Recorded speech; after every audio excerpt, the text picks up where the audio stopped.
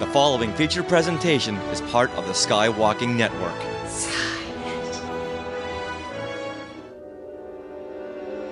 Welcome to Star Warsologies, a podcast about science and other academic fields of study combined with Star Wars.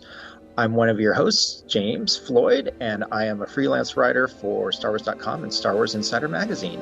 And I'm your other co-host, Melissa Miller. I'm a science writer and also a freelance writer for Star Wars Insider Magazine. In this episode, Star Warsologies is going to chat about wildlife design in Star Wars, as seen by the Zoology, and how many different species, like ice spiders, crate dragons, and all of those are adapted to the specific planet that they live on. Our guest expert today is Terryl Whitlatch. Terryl was a creature designer for The Phantom Menace and the special editions, and she's the author and illustrator of The Wildlife of Star Wars. Thanks so much for being here, Terryl. Well, thank you very much for having me on. It's quite an honor and it's so much fun. Well, it's an honor for us. Yes, your book is one of my favorite things to refer to for Star Wars creature natural history. All the little insights and stuff like that you added just tickle me. I love it. Oh, thank you. Well, it's just is inspired by nature because nature is the world of animals and is very, very rich. And you just don't have one species in an environment. It's full of many niches and many hierarchies of species. So try to do the same thing with the world of Star Wars. Some of my favorite visuals in the books are the ones where you do like all of Dagobah and show, the various niches, like under the trees, in the swamp, flying overhead. Because those are the sorts of things that even real life on Earth field guides don't always get into. I've always been a big fan of National Geographic, and they have done that in many of their spreads through the decades. And I thought if National Geographic can do it and they do it well, then I'll take my cue from them. That's an awesome way to think about it. Well, can you tell us a little bit about coming up with wildlife concepts that, you look at the whole environment? How does it come together for designing a particular species? Oh, that's a really good question. Basically, the environment dictates the design of the creature because your creature, just as it is on planet Earth, needs to be able to not only survive, but to thrive in that environment. That is, if that's its natural home, it's going to have to be able to reproduce. It's going to be able to access enough energy, i.e. food, to be able to reproduce and to live and to prosper.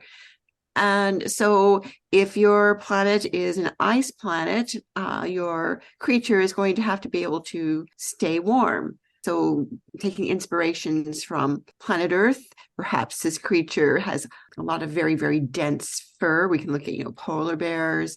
We can look at extinct species such as woolly mammoth.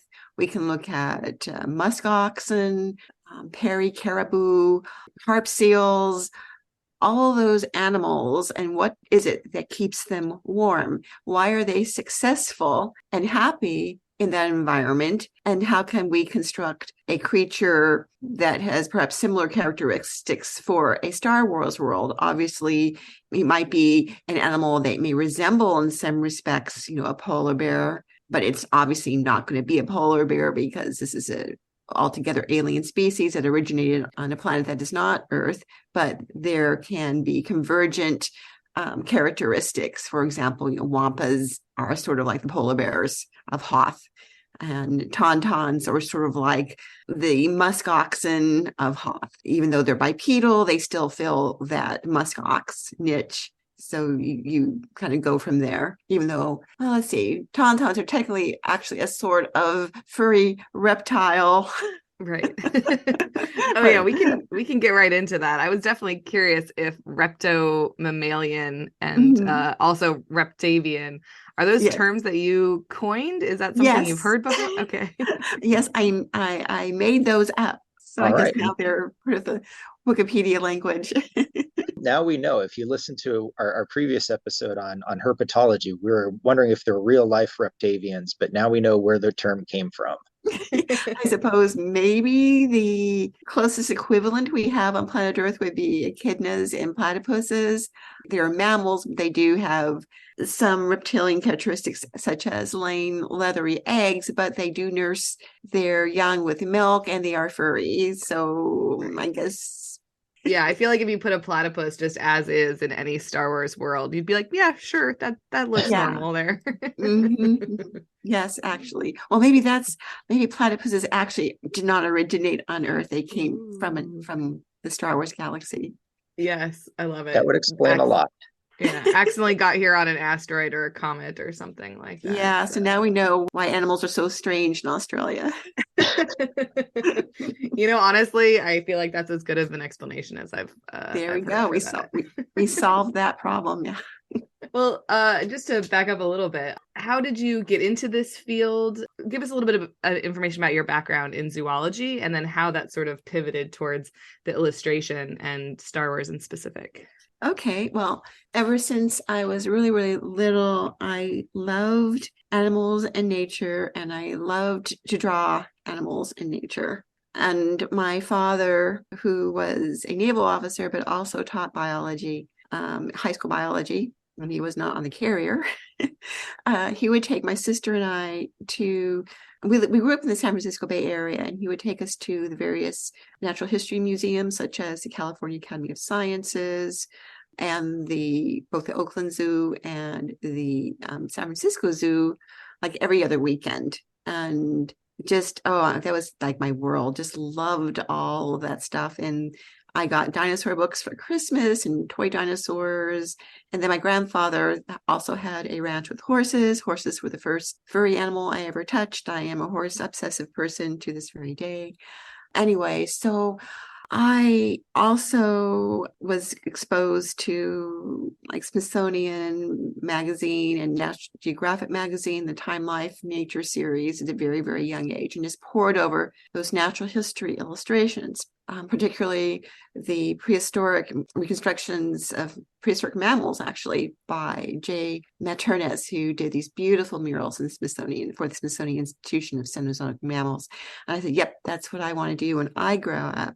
And so I was on track basically to become a natural science illustrator. And so I took tons of science in high school. I majored in invertebrate zoology in college. I was mentored by the senior scientific illustrator, Gene Chrisman at UC Berkeley. And then while I still had a little bit of college money, I was almost ready to graduate with a degree in vertebrate zoology. But I thought, let's just take a couple semesters at an art school, an illustration major, and those illustration courses just to broaden my horizons and create more connections in the illustration world, looking ahead to making a living. And I fully intended to go back and finish my zoology degree because I only had like a semester or something to do.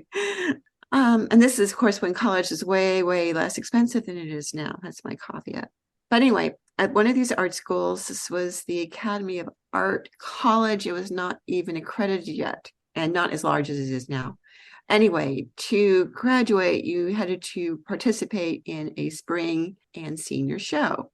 So all my zoology credits had transferred over, so I had plenty of credits to graduate. But in order to officially graduate, we had to participate in this senior show. And so I did. I think I had 6 or 7 illustrations. And they're all of real animals. There was a couple that were more, cartoony-ish character type animals, but there weren't any dragons or any space aliens or anything like that. Just all real animals, because I was honing my portfolio to shop it around New York City. That was where those types of jobs were at that time. And this is pre-internet for the most part. And so we had this spring show. And then the very next morning, I got a call from Lucasfilm. They hired me out of school. Wow. And I never went back and got back for that last semester of zoology. I was flung headfirst into the entertainment world. What happened is that I had what they needed. They needed somebody that really understood animal anatomy for creature design, because creature design isn't just imaginary animals, it's real animals. I mean, I storyboarded the very first Super Bowl Budweiser Clydesdale commercial, for example. Right, classic. My very first feature film was Jumanji with Robin Williams. There are far more jobs in creature design, designing real animals, actually, than there are the occasional Avatar, which is a glorious film. I absolutely love it. It's brilliant. or Star Wars for that matter. And the art departments for those types of films are very, very small. Every Disney princess has her animal friends, and they all have horse friends now, even if they didn't originally, they do now. Anyway, I had what Lucasfilm could use, and that's what happened. Was George Lucas just at the art show or someone from Lucasfilm? No, some of the art directors. Okay. Actually, they were the art directors from LucasArts, which was at that point the video game division. Right. But then from LucasArts, I went to Industrial Light and Magic, and then to Lucasfilm, and then back and forth. So what did you work on at LucasArts? I'm just curious. It was the Dig. Awesome. Yeah, it was Steven Spielberg project. Yeah. It was designing a world full of hexapods, six-legged creatures. And I had to figure out how they moved. I had to do their anatomies and just a whole bunch of different things, even though the technology, the animation back then is what we would consider somewhat primitive compared to the cinematic effects that you have today. All they needed as much data as they could to do the best they could with the technology they had at that point in time. I did other LucasArts projects as well. And of course, then there was one, the Guggen Frontier was one that would directly bounced off of the prequels. Right.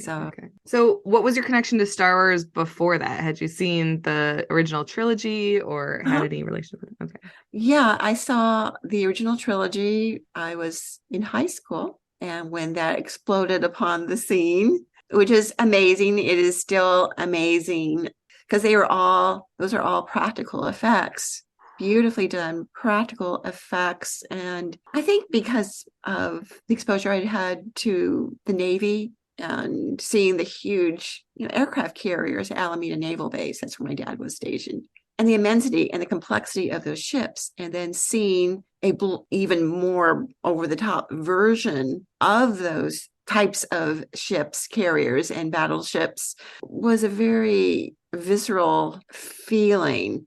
When you're there in the movie theater, the darkened movie theater, and you're looking up at the armada going overhead as it kept coming and coming, was a pretty amazing feeling. Because I'd seen in real life huge ships, are even bigger now, but to see that in outer space was something else. And I think other things as well. I was one of those kids, basically, of the Mad Men era. So automotive design during, let's say, the early 60s, let's say, automobiles, which were beautifully designed creatures.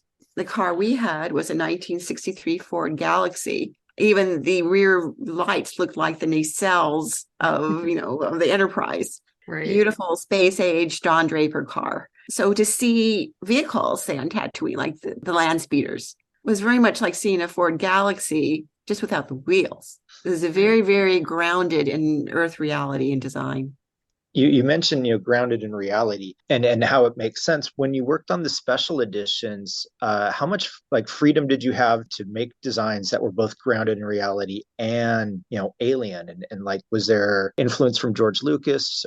Well, obviously, because it's Star Wars, there is an intrinsic influence from George Lucas. He gave us a great deal of blue sky. It just needed to feel like it fit into the Star Wars universe. Basically, if it seems like it could live on planet Earth, then it probably could live in the Star Wars universe.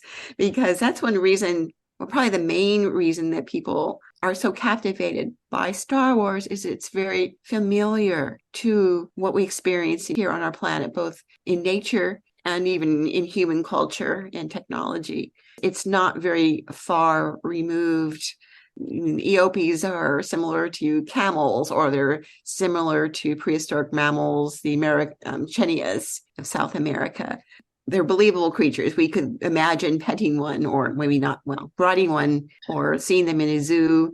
The banthas are very reminiscent of mammoths or musk oxen. They just feel real to us. The vehicles are in spacecraft. They look functional. They look like satellites. They look like the projectors in planetariums. They just feel familiar to us.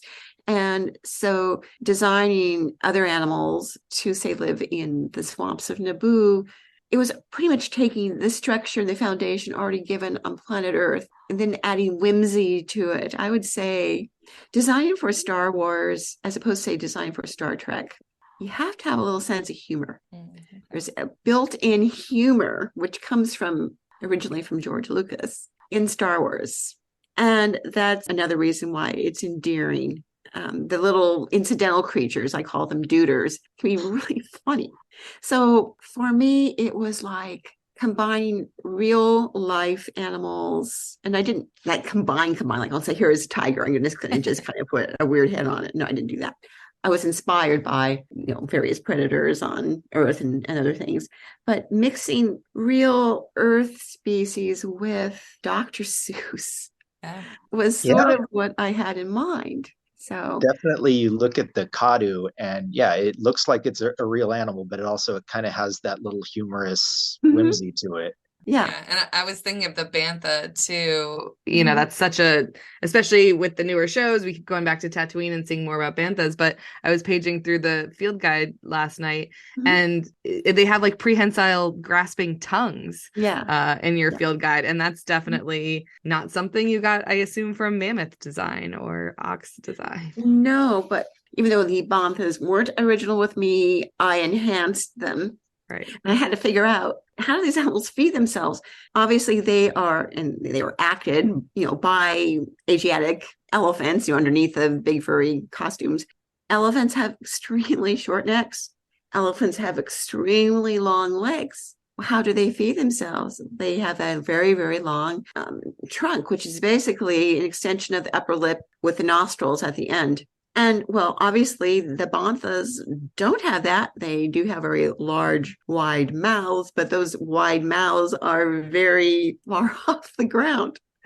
So, okay, what can we do? I bet that there's a nice big tongue that is coiled up inside those very wide mouths that can grab things and act like the trunk of an elephant. And giraffes do that. Giraffes get that extra stretch with that long purpley tongue of theirs, which is also very tough on the acacia thing. Right. So that is, just figure it out. Like, this animal's obviously really big and healthy, lives in Tatooine. Yeah. So what was the difference between adding things to the field guide that were legacy creatures, right? Like the bantha you talk about, and a lot of them, basically anything from the original trilogy, versus the way that you got to, I assume, make up, fill out the rest of that environment with, all new creations? Well, actually, for the prequels, for especially the Phantom Menace, George had us design and design and design and design and design. And not just me, but countless vehicles, countless variations on costumes. You have all this inventory, only relative small amount gotten to the movies. So I had plenty of creatures from large and small and in between that I had designed that did not make it into the movies. And that's how, and I just inserted them into all those little niches, like the little tiny weird creatures and big creatures. And there was plenty to stick into the book and also used as well for the Gungan Frontier. We were just like, little powerhouses of creating all this stuff for George. And of course, he got a lot of bang for his buck. And as we know, these designs, oh, wow, there it is in that episode of the Clone Wars. Or there it is in years later, decades later, it's in one of the new movies. Is there something from the new movies that you recognize as your design? Oh, gosh. It's funny. I create so much stuff, I forget what the names of the things are. The Anubi, I think, kind of appeared here and there, and then crate dragons and things. But variation on my design, I think. Right. And the ice spiders that show up in The Mandalorian, we talked about once previously, where you had the Mondego bot, and then that even comes back to, like, I believe Ralph McQuarrie art. Yes. So yeah, he came up with the initial design, and then I did variations of that design. And then, of course, with every permutation in next generation of Star Wars, whatever it is, the conceptual add their little touch to it as well. So it's a really kind of neat thing, the way things evolve and change. It's rather delightful to see how other people's interpretations. That was what I was going to ask, was if you feel proprietary about it all, or if it's fun to watch people sort of play around and add their own spin. It is fun to watch people play around with it. I mean, Because first of all, at the end of the day, myself and my colleagues, both when I was working on those particular productions, we're all collaborators. We don't own the franchise. We were hired to contribute to the franchise. And so that puts, I think, the ownership or the feeling of ownership where it should be. We don't own the designs. They belong to, well, now Walt Disney Company. That puts things into proper perspective. It's hard not to get emotionally involved with, let's say, one of your favorite designs, and you just really, really love it. And it's like, oh, someone changed that. But at the end of the day, you have to ask yourself, well, am I going to put a picture of this on my wall? Probably not. And it's not mine to wave a red flag at. I had the privilege of working on some of the most, iconic films of, all time. And who am I to say somebody else can't have just as much fun? Speaking of favorite designs, what are some of your favorite designs? Oh, as far as the ones that actually made it into the movies, I always have to say the Sando Aqua Monster. Nice. I like that one. That's the biggest one in the biggest Naboo one. abyss, right? Yeah. Yeah, she could eat Godzilla for lunch and not even burp. Yeah, I like that one. And that was actually another example of a nice collaboration. I designed it, and then Doug Chang made a really good adaptation to it to make it seem even bigger. And at first I thought, what? Hey, it's my design. But then I realized his wisdom. He said, let's just make the eyes a lot smaller. And bingo, that worked. You know how a sperm whale, its eyes seem small compared to the rest of its body. I mean, the eyes are really huge, but compared to the rest of its body, they were small. So by making the eyes of the Sando Aqua Monster smaller, we made her seem even huger. Right. Okay. She's like about 10 ocean liners long or more. Yeah. Cool. I like that one because it was designing an underwater tiger. That's the best analogy I have for her. And it is a her, it's a female. Oh, good to know. Yeah, now you know. I always liked that one too, just because it was so unexpected, right? There's always the bigger fish sort of thing, but that one, when it's swimming and then it stops and it like has arms and legs and stuff like that, I feel like that was an unexpected moment. I mean, I love anything ocean science, so of course the Naboo abyss is one of my favorite sequences. But I like that one because it could really, it was obviously on the top of the food chain, and like a tiger, it's kind of lazy and it's kind of sneaky. It's not really afraid of much. Right. And then it also has the ability to swim to the surface and say, well, let's see, I'm tired of eating deep sea anglers. I think I'm going to go to the surface of the swamps and see if there's anything I can pick off. Right. Wow. That's what I was going to say, is in the field guide, it does show that. It shows it picking off those like deer type things or whatever in the Gungan swamp, and it shows it just lounging on an ocean shelf, and I love it. Wow. I'm just imagining it's like, it picks off these deer things, but those are so small compared to it. Yeah. Well, you know how a cat plays with a mouse and mice are little, and it's bored. It's like, I'm just bored. I'm not particularly hungry, but let's do something. I think that the Sando came back in the Star Tours thing. When you go to Naboo, you go through the planetary core, and I believe there's a Sando that chases you. Oh, cool. So I'll have to at some point go down to Disneyland and get chased. Yeah, I'm trying to remember if I've done that one on Star Tours. I was at Disneyland last week and I did a new planet, which was the Kefir, I think it is, where the Death Star pieces like fell on Endor or that whatever. Was pretty cool. Yeah, it was pretty cool. I don't really love rogue waves, being like a seagoing person, so it was a little intense. But then there were also Dianoga that are like in the shipwreck, and I was like, animals. Wow. So that was pretty cool. I'd never been to that Star Tours room or whatever before. So those Dianogas, they pop up when you least expect it, you know. Well, yeah, and that's one. I mean, Dianoga, it's such a brief glimpse and little bits that we get in A New Hope, and then to learn more about it from the wildlife guide. I like the Coruscant part of it because it's really, because it's a city planet, you only kind of get the pests, the invasive species, the things that can kind of live off of trash, that sort of thing. So the Dianoga really are in their element there. Yeah, it's so funny because you doing that guide and having kind of lived in the Star Wars world for so long, you start to pick up the type of humor that you would expect to happen. Right. And so the Dianogas just fall into that really well. So yeah, it's good to watch your plumbing because yeah, instead of like alligators or snakes or whatever in your toilet, you got Dianoga coming up out of it. Yeah, that's pretty creepy. Oh, another question that came up with our herpetologist that we interviewed recently was the dewbacks, these giant reptiles, and something like that doesn't really exist on planet Earth. There's the Komodo dragons that are sort of the biggest.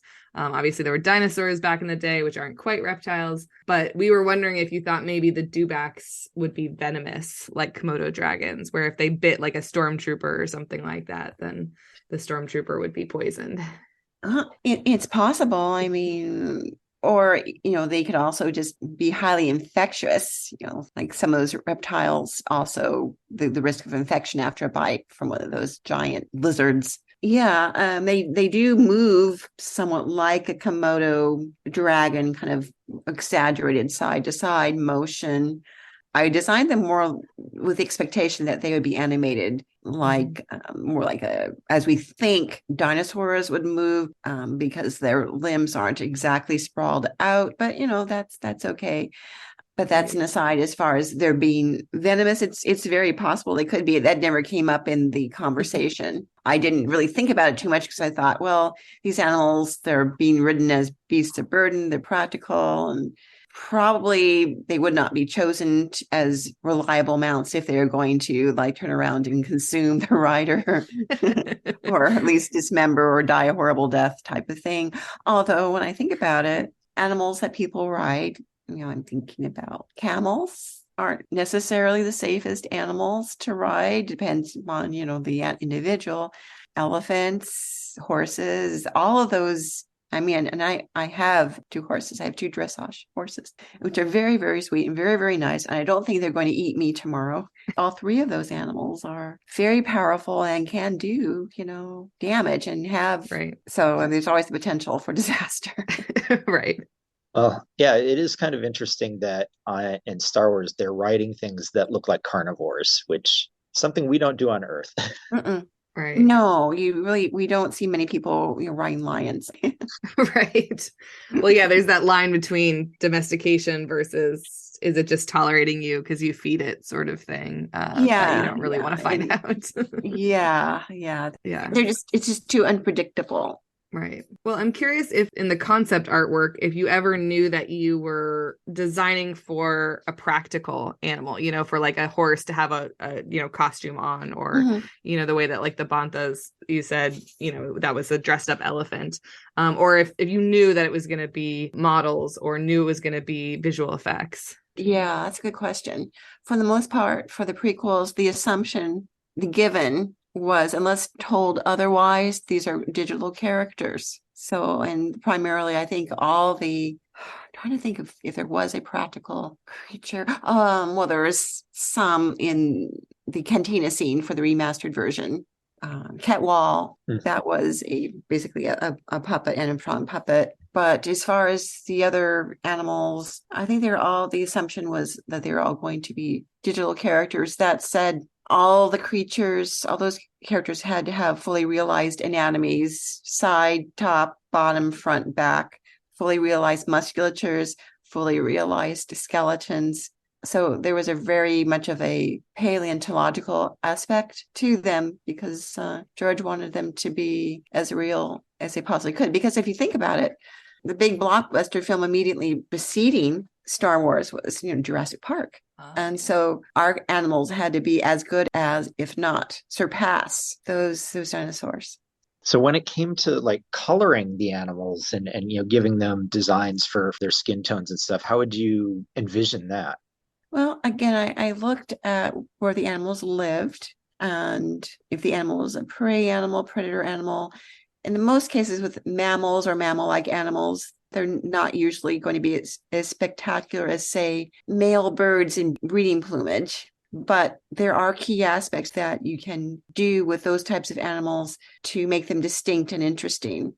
I took a lot of cues from the head markings of African antelope. Some of them which are extraordinarily beautiful, like oryxes, bongos, roan and sable antelope, beautiful markings, and integrated a lot of those type of markings into the various animals.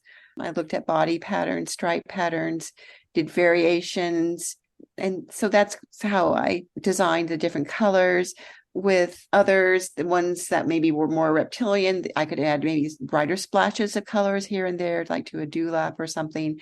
Animals that seemed a little more avian, and I would, depending upon where it lived, like in Naboo, I could maybe have brighter colors inspired by, say, like, macaws in Brazil. Some of those bird-like animals could be brighter. When I went back to Tatooine, they're pretty much more muted because these are animals that could, hide in the sand and pop out, that sort of thing. So Dagobah, that's such a dreary world and everything is just kind of dreary. Yeah.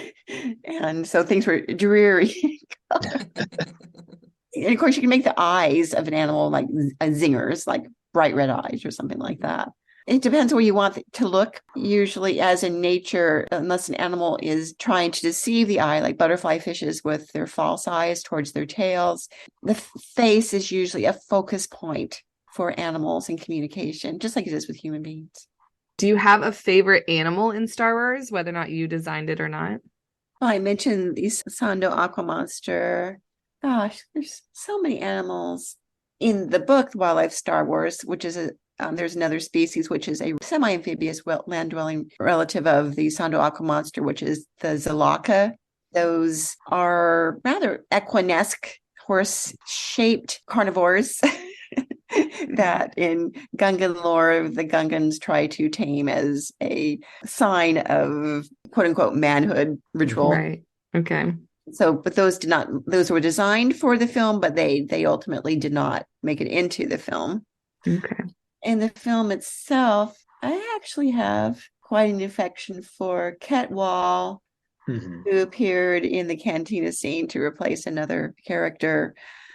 And I designed his entire body, but you only see his head. Yeah. I remember the Ketwall action figure, even though it looks like the same size as a human or something, it's actually like a little guy on stilts. Yeah, where because it has very short hind legs and it actually has a really long prehensile tail that it wraps around its body. And yeah, it walks on stilts.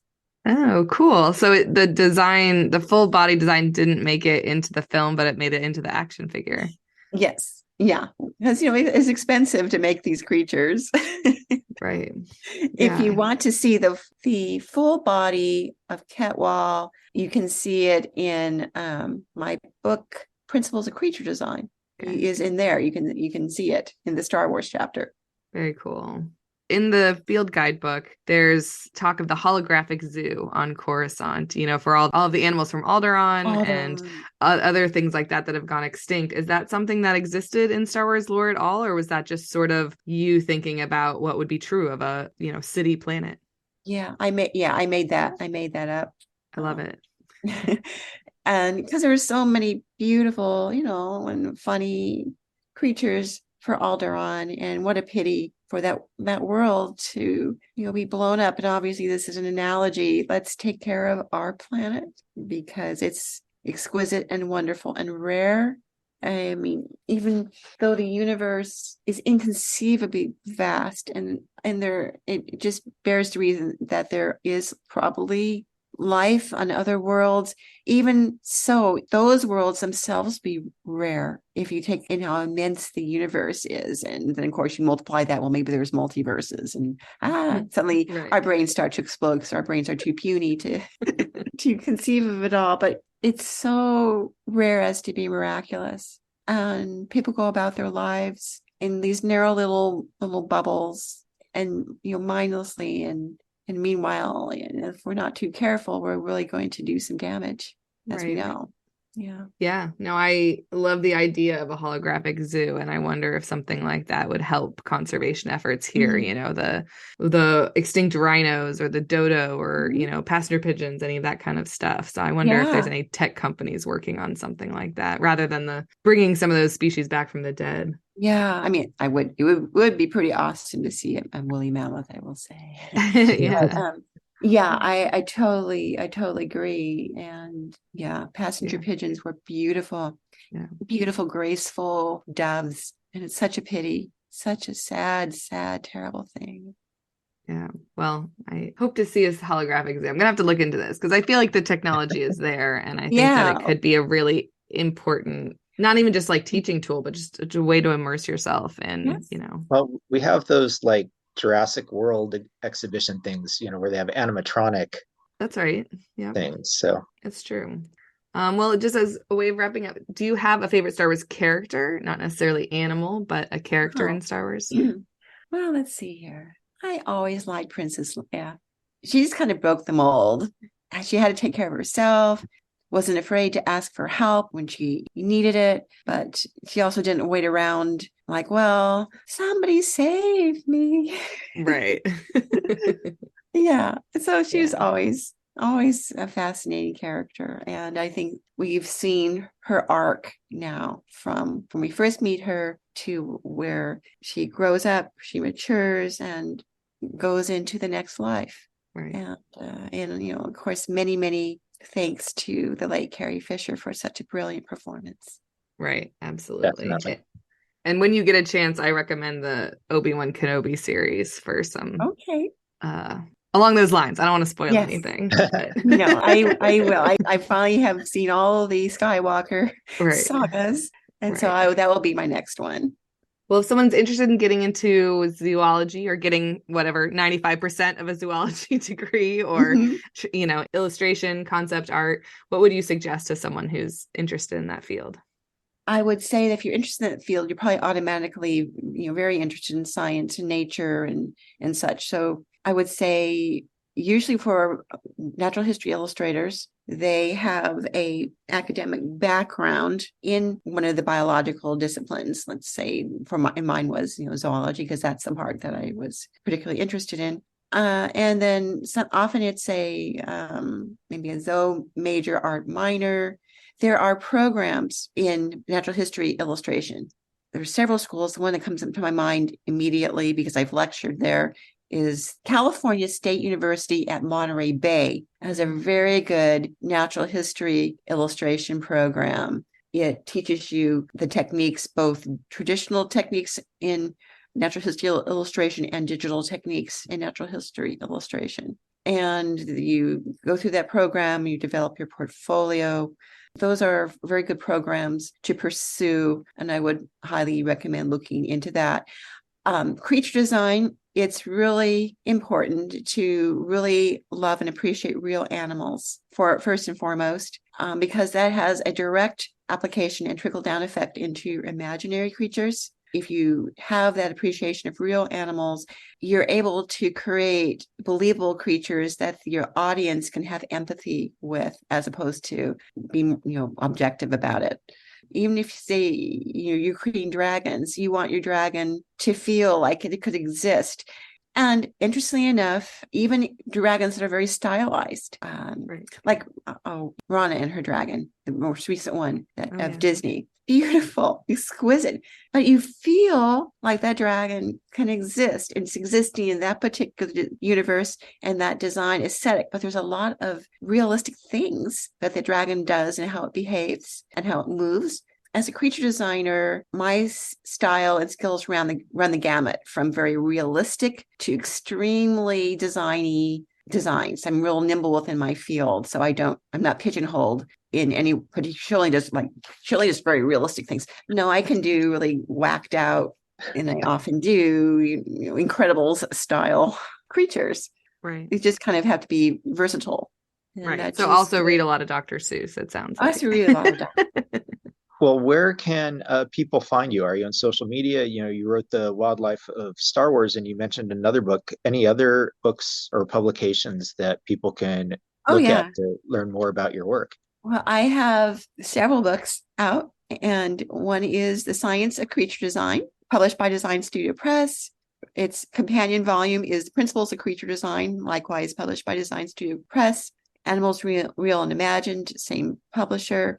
The Katuran Odyssey, which is a cinematic novel, fully illustrated, also republished by Design Studio Press. I am working on finally finishing up, since I had this little break between Star Wars phases. My next book, which is called Flying Monsters, and the author is Michael Habib, who's one of the top paleontologists working today. And it's all about designing and animating flying animals, from pterodactyls, bats, birds, to dragons and hippogriffs and imaginary animals. Those books are all either directly from the publisher or on Amazon, widely available on Amazon. You can find me on Facebook, Instagram, and ArtStation. Probably ArtStation is the best way to message me and stuff, or look at my stuff. Yeah, and I also teach 2 courses for schoolism. Really great online art school for visual development and illustration. I teach creature anatomy, and I teach drawing felines. Great. We'll put links to all of that in our show notes for people who are interested. Terryl, I want to thank you so much for joining us on Star Warsologies. I've been looking forward to this conversation ever since we started the podcast, and really excited we finally got to.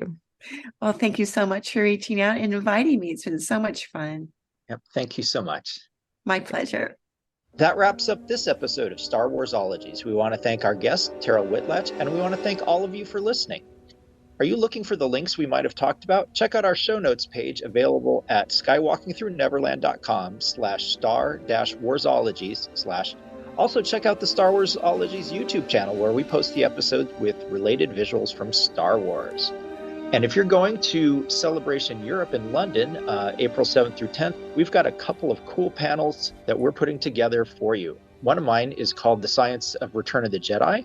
From Sarlacc biology to the physics of lightsabers and the ecosystem of Endor, Return of the Jedi is full of connections to real-world science. How might a Hutt evolve? What goes into making a Death Star super laser? Why do the Ewoks worship C-3PO?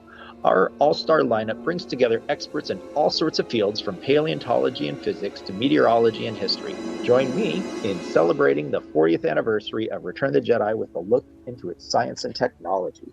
All right, and I'll be hosting the panel Making Star Wars Magic, Behind the Scenes Stories. Here's a chance to hear stories from behind the scenes. The Star Wars galaxy is so vibrant, in part thanks to the large crew that work to make it feel real. Concept artists, model makers, visual effects artists, and performers bring us to alien worlds with fantastic life forms and technology. From the special editions and prequels to the latest films and TV shows, we've got some of the wizards who make Star Wars magic. And my other panel is called Andor, the Empire, and a History of Resistance. Star Wars is full of conflict between good and evil, and the stories of the galaxy far, far away center on that fight against oppression. Using real-world history of resistance and rebellions, we will examine the entire saga and the Andor series in particular to see how and why our heroes seek to stand against the Galactic Empire in their own ways. We have quite a few really cool guests that are going to be on it, including Chris Kempshaw, the author of The History and Politics of Star Wars, Death Stars and Democracy. Join us in exploring the freedom fighters that helped topple the Empire. We hope to see you at Celebration. Come introduce yourselves if you're fans of the show.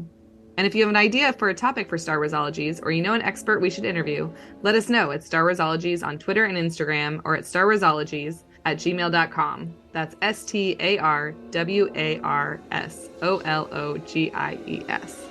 We also have a fan group on Facebook. It's cleverly named Star Warsologies Podcast Fan Group.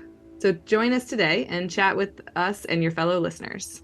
Please also rate, review, and subscribe to the podcast on your favorite service, and share it with your friends. No topic is off limits, even figuring out how the binary language of evaporators is different from the binary language of load lifters.